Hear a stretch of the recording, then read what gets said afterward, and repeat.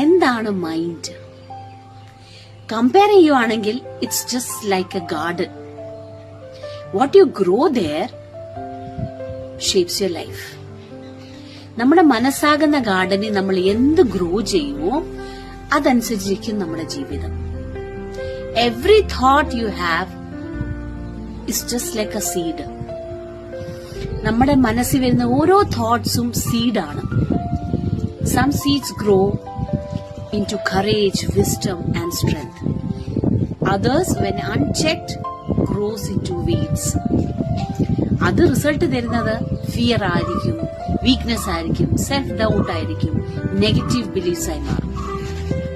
അതുകൊണ്ടാണ് കൗൺസിലിംഗിൽ പറയപ്പെടുന്നത് you may not control every thought that appears, but you can choose which ones you want to nourish. നമ്മുടെ മൈൻഡിൽ വരുന്ന തോട്ട്സിനെ എല്ലാം നമുക്ക് കൺട്രോൾ ചെയ്യാൻ സാധിക്കണമെന്നില്ല. പക്ഷെ ഏതാണോ നമ്മൾ വളർത്തുവാൻ ആഗ്രഹിക്കുന്നത് നമ്മുടെ മൈൻഡിൽ, അത് നമുക്ക് ചൂസ് ചെയ്യാനുള്ള ഓപ്ഷൻ ഉണ്ട്. ഹാർംഫുൾ തോട്ട്സ് ഇഗ്നോർ ചെയ്യപ്പെടുമ്പോൾ ദേ ക്വൈറ്റ്ലി ചോക്ക് നമ്മുടെ പൊട്ടൻഷ്യലിനെ, കോൺഫിഡൻസിനെ അത് കൊല്ലുകയാണ്.